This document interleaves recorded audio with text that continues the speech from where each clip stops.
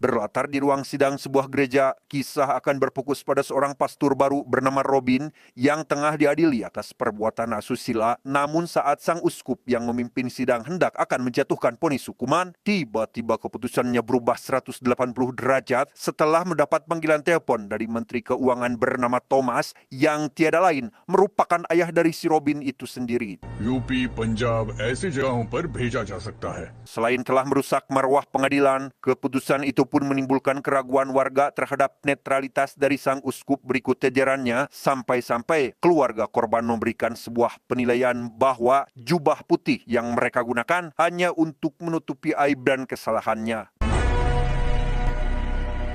Beruntung, ada seorang pastor baik hati yang masih memberi peluang pada keluarga korban untuk mendapatkan keadilan. Mereka diminta untuk segera menemui seseorang bernama Kadupa yang diyakini akan mampu membantu mereka menangani masalah ini. वो चिट्ठी तुम वहां ले जाओ और कुरिया चंद से मिलो। Dan inilah Kadufa, seorang saudagar muda yang juga memiliki aset melimpah di bidang pertanian dan juga perkebunan. Tidak hanya dikenal sebagai sosok ayah yang begitu dekat dengan keluarga, Kadufa pun memiliki pengaruh penting di lingkungan sekitar, terutama dari kalangan warga yang merasa amat terbantu dengan lapangan pekerjaan yang ia sediakan. Terkait isi surat dari sang pastor yang disampaikan oleh ayah korban, Kadufa merasa prihatin dengan fakta yang terjadi di dalam gereja. Meskipun kasus ini melibatkan anak seorang menteri dan berpotensi akan berpengaruh juga pada instansi kepolisian, namun dengan senang hati, Kadufa menyatakan siap membantu pihak korban keluar dari permasalahannya. तब देख लेंगे उसे।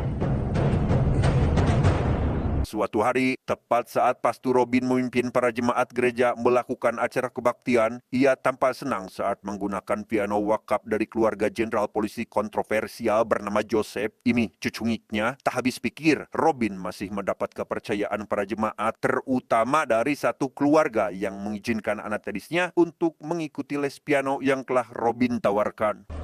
तुम मेरे पास कभी भी आ सकती हो, अच्छे से सिखाऊंगा तुम्हें, ठीक है? Sadar jika hal ini akan berpotensi mengulang kejadian serupa, Kadufa yang disertai oleh kedua orang tokoh setianya pun menghampiri Robin, di mana sebuah ancaman keras pun dilayangkan terhadap Robin agar jangan sampai mengulangi lagi kesalahannya. बच्चों, वायनाड में तूने जो भी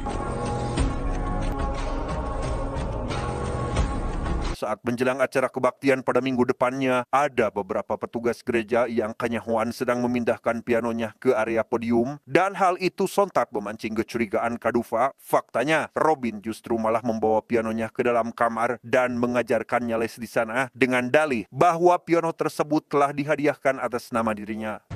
जैसा कहा है वैसा करो। Untuk memastikan perkataan Robin barusan, Kadufa lekas mendatangi rumah Mimih Puan atau sang donatur atas piano tersebut yang demi meluruskan narasi sebagaimana diklaim oleh Robin tadi, si Mamih pun siap untuk memberikan klarifikasi pada acara kebaktian minggu depan. अपने चर्च को दिया ना, इस बात को लेकर कैसा शक? तुम बैठो, मैं फोन किसका देखती ठीक हूँ। है। Bersamaan dengan itu, ada sebuah informasi bahwa sedang terjadi kerusuhan yang sontak membuat si Mami khawatir. Bagaimana tidak, Joseph dan keluarganya yang sedang dalam perjalanan pulang pasti akan melewati tempat kejadian, sehingga Kadufa disuruh si Mami untuk menyusul Joseph agar tidak menggunakan jalur tersebut. और हाँ, हाँ, मैंने जो कहा याद है ना? तुम बेझिझक होकर जाओ कुरुवच। Mungkin karena Joseph menyadari jika Kadufa sedikit banyak mengetahui kartu tentang dirinya, maka tak heran jika ia seperti tidak ingin berlama-lama bertemu dengan Joseph, bahkan langsung ajur-jus pergi meninggalkannya tanpa hun-hun acan. Singkat cerita, malam pun proyek para demonstran yang dikira sudah bubar malah semakin beringas. Sebagai inspektur polisi, Joseph terlihat mendatangi lokasi bersama para pasukannya. Alih-alih mau mendengarkan aspirasi para demonstran terlebih dahulu, dia justru malah merespon mereka dengan senjata.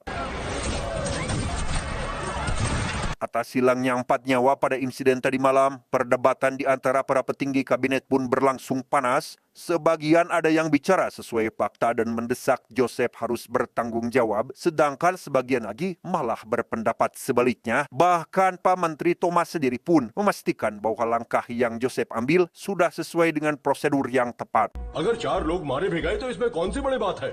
CM साहब के इस अनुरोध का है दिल से स्वीकार करता हूँ। Kembali ke gereja saat berlangsung upacara kebaktian pada minggu ketiga, Kadufa datang dengan penuh keyakinan bahwa si Amih akan mengonfirmasi sebuah kebenaran. Entah apa yang telah terjadi, beliau tiba-tiba membuat pernyataan berbeda yang di luar dugaan dan justru lebih membela Pastor Robin. Curiga ada sesuatu yang tidak beres, Kadufa lantas menghampiri si Mamih untuk mempertanyakan keterangannya barusan, sedangkan Joseph yang tak terima dengan hal itu pun langsung bereaksi dan inilah yang terjadi.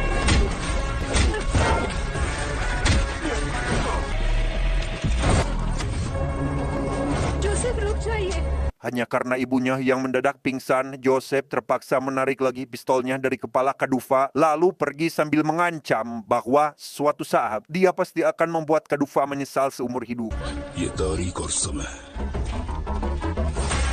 Dan mari saya perkenalkan Anda pada dua tokoh yang selalu menyertai Kadufa. Ada Korah, seorang pengacara jujur. Parki, seorang pensiunan guru yang dulu pernah mengajar Kadufa saat SD. Kedua-duanya adalah sosok orang yang juga dikenal sangat dekat dengan mendiang ayah Kadufa semasa hidupnya. Menyadari bahwa Kadufa sedang dalam masalah, Parki dan Korah lantas membawa Kadufa menemui Puan untuk menyampaikan permohonan maaf. Bukannya memaafkan, Puan yang terlanjur merasa telah dipermalukan pun merespon dengan tegas bahwa janji Joseph untuk menghabisi Kadufa bukanlah main-main. आज जो कुछ भी इसने मुझसे कहा, एक माँ की कोख से जन्मा।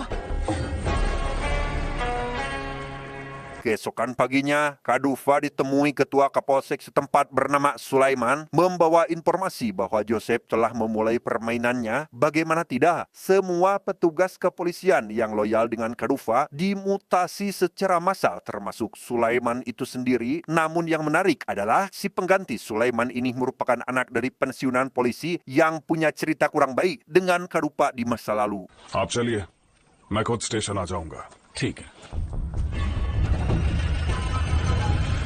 Baru 1 hari saja orang ini yang bernama Dominic menjabat sebagai kepala Kapolsek di sana, Kadufa langsung diperlihatkan pada beberapa hal janggal, mulai dari rencana pembangunan pemakaman umum di depan rumahnya, termasuk adanya sekelompok orang tak dikenal yang sengaja berbuat onar di dalam bar milik Kadufa, sehingga berujung pada pencabutan izin operasi terhadap bar tersebut.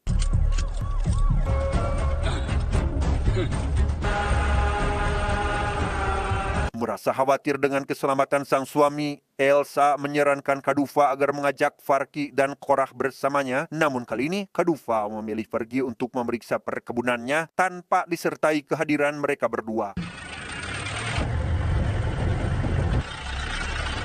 Selang beberapa menit setelah Kadufa pergi, Dominic beserta para anggotanya pun mendatangi rumah Kadufa yang hanya ada Elsa dan anak-anaknya saja. Dengan dalih telah membawa surat tugas dari atasan, Elsa pun tidak bisa berbuat apa-apa saat mereka menggeledah seisi rumahnya.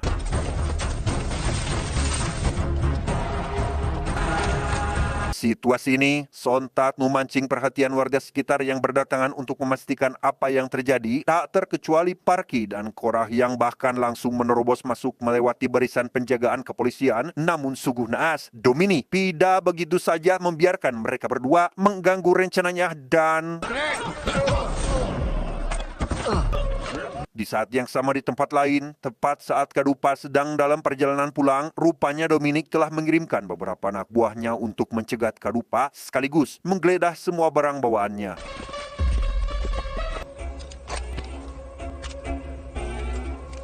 इसका लाइसेंस कहाँ है?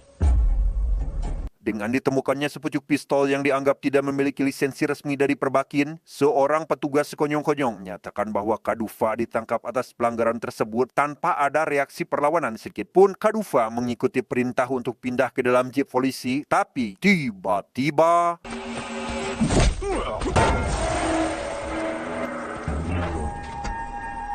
Dan ya, rupanya ketidaktahuan tentang siapa Kadufa telah membuat mereka berbuat semena-mena. Padahal di balik sikap pasrah yang ditunjukkan terdapat segunung amarah terpendam yang siapapun tidak akan ada yang sanggup menahan ledakannya sehingga...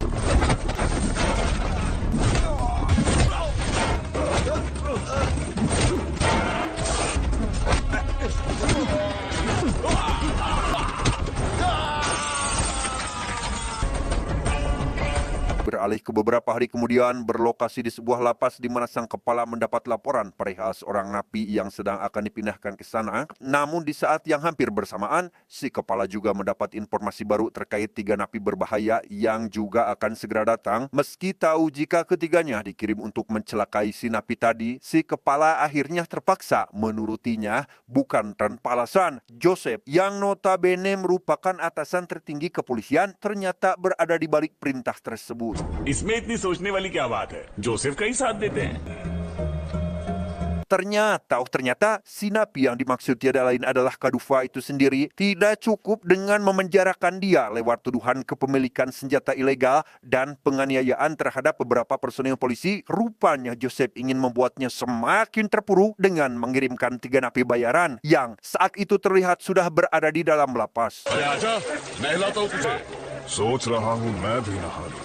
Mengetahui jika mereka sengaja didatangkan untuk menyerangnya, di mana hal itu jelas terlihat dari cara mereka saat berusaha melakukan provokasi tanpa ragu-ragu, apalagi takut. Kadufa lantas menghampiri mereka dan menghajar ketiganya saat itu juga.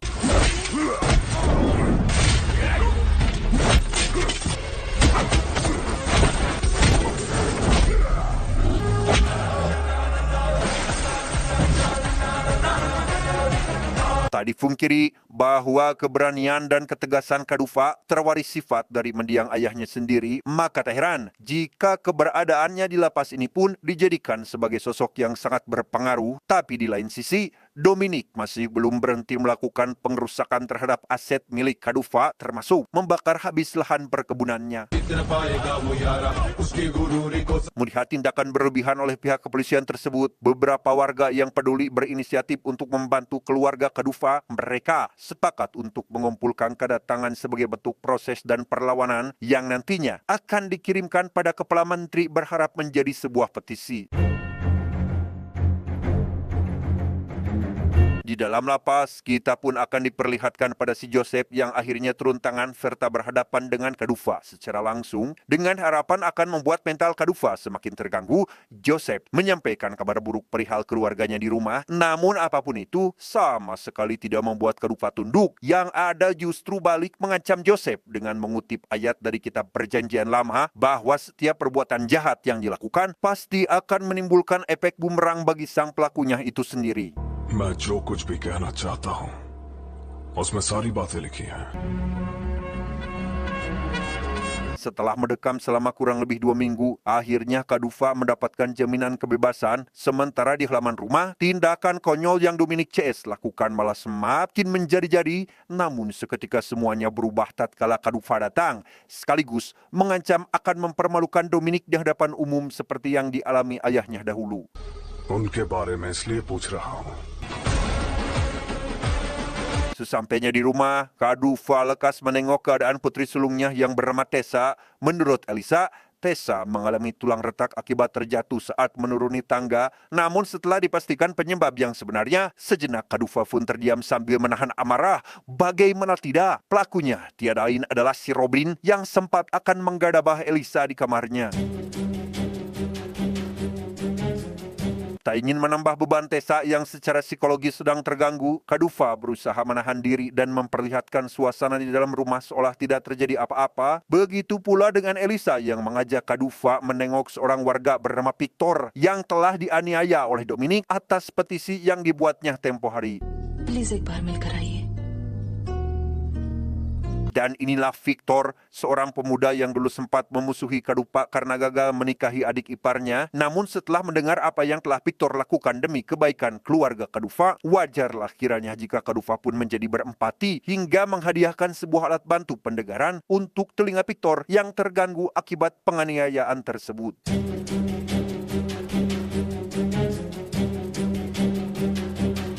Beralih ke kantor Kepala Menteri, yang di mana Joseph telah mendatangi Thomas di ruangan pribadinya. Bukan apa-apa, Thomas yang sudah berencana untuk mengundurkan diri dalam waktu dekat, memberitahu Joseph bahwa namanya dipromosikan pada bursa calon untuk jabatan Kepala Menteri yang baru. Thank you sir.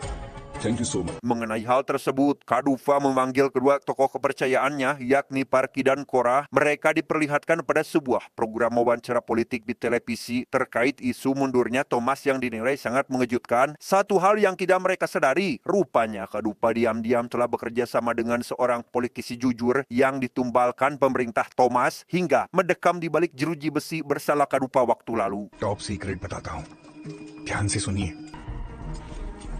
Demi meruntuhkan birokrasi korup yang dipimpin oleh Thomas, Kadufa bahkan sampai melelang semua aset perkebunannya yang mana lewat bantuan dari si politisi. Berikut dua orang penting dari partainya, Thomas resmi mengundurkan diri setelah terjerat beberapa kasus korupsi, termasuk rencana promosi jabatan untuk Joseph pun ikut kandas karenanya. जरूर मिलेंगे, आप बताना कब। Sejak Thomas dan Joseph kehilangan jabatan dan kekuasaannya itulah, Kadufa memulai serangkaian aksi balas dendam dengan menjadikan si oknum Pastur Robin sebagai sasaran pertamanya.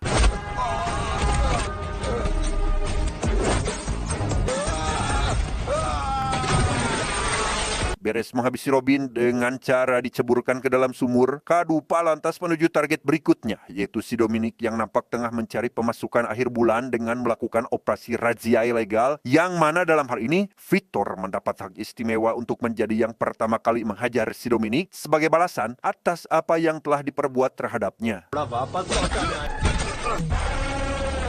Belum juga sembuh dari rasa malu akibat pukulan Victor barusan, Kadufa menyusulnya dengan serangan demi serangan yang tidak henti. Bukan hanya Dominic, bahkan semua anak buah yang ikut-ikutan edan seperti dirinya pun tak luput dari serangan tersebut.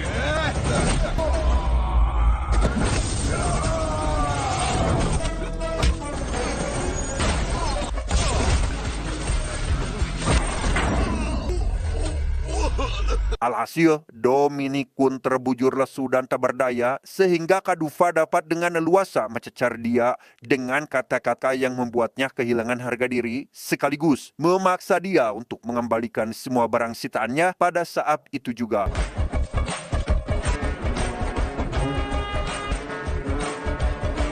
Sejalan dengan situasi yang dirasa sudah mulai tidak baik-baik saja, ada sebuah percakapan bisik-bisik antara Thomas dan Joseph, di mana Thomas meminta Joseph agar segera memindahkan semua barang bukti yang akan memberatkan kasus mereka berdua. Tanpa sadar, rupanya ada cak-cak bodas yang sedari tadi menguping percakapan mereka secara diam-diam. तो ठीक है।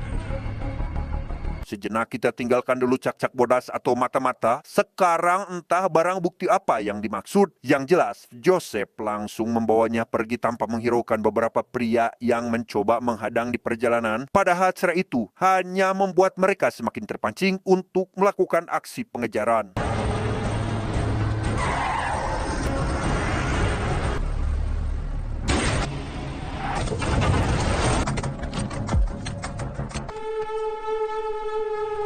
Dengan ditemukannya barang bukti berupa tumpukan uang hasil korupsi dan transaksi suap selama Thomas menjabat, esoknya Joseph dipanggil oleh Kepala Menteri yang baru untuk memastikan pemilik uang tersebut. Namun alih-alih jujur menjawab sebagaimana yang dipertanyakan, Joseph malah menutupinya dengan mengorbankan posisi dan jabatannya sendiri. Kembali para uskup yang sedari awal sudah menunjukkan gelagat keberpihakannya kepada Thomas, kali ini dia pun masih tetap pada pendirian yang sama, di mana hal itu justru membuat Kadufa antipati dan hilang kepercayaan terhadap dia karena secara tidak langsung telah membuktikan dirinya sendiri sebagai orang yang menyetujui kejahatan Thomas CS selama ini. मुझसे बात करने से पहले इन सारी बातों का Faktanya, Thomas tidak tinggal diam dan terus saja mencari cara untuk menyelamatkan dirinya dari jeratan hukum, termasuk mengadakan sebuah pendekatan politik dengan para pejabat sentral yang saat ini sedang berkuasa dengan alibi akan pindah pada posisi yang lebih tinggi dari mereka. Thomas meminta para pejabat tersebut untuk tidak ikut campur dalam kasus yang tengah menjerat pribadinya. अरे उसमें क्या है जैसा आप चाहें।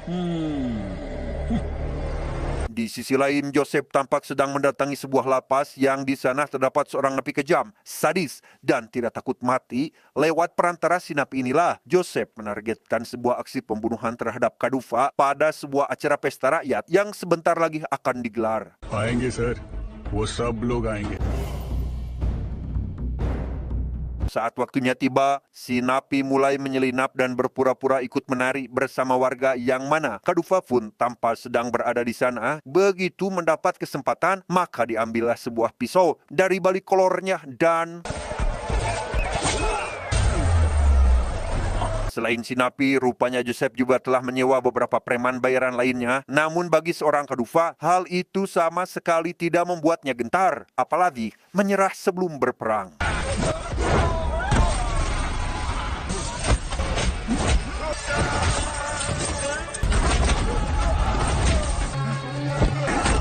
Sadar jika orang-orang sewaannya ini tidak mampu melumpuhkan Kadufa, Joseph pun akhirnya terpaksa turun tangan secara langsung, meski pada kenyataannya Kadufa akhirnya tetap tidak terkalahkan juga.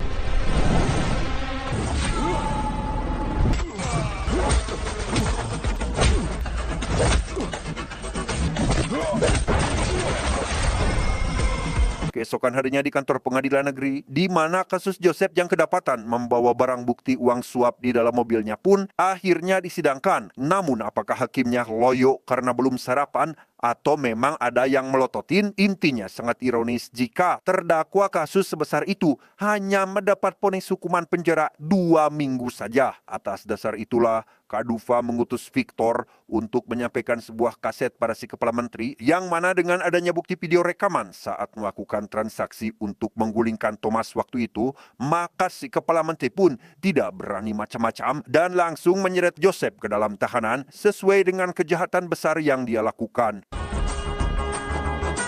Alhasil, Kadufa bisa kembali menjalani hidup bersama keluarganya dengan tenang, sekalipun ini bukan merupakan babak terakhir, tapi paling tidak sudah ada fakta yang membuktikan bahwa kekuasaan dan jabatan tidak akan pernah bisa mengalahkan orang yang berdiri di atas kebenaran dan harga diri yang tak tergoyahkan. Tamat,